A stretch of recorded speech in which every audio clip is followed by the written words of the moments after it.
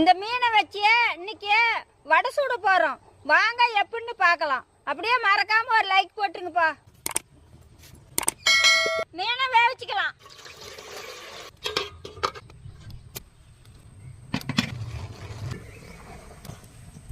வேவிச்சு மீன்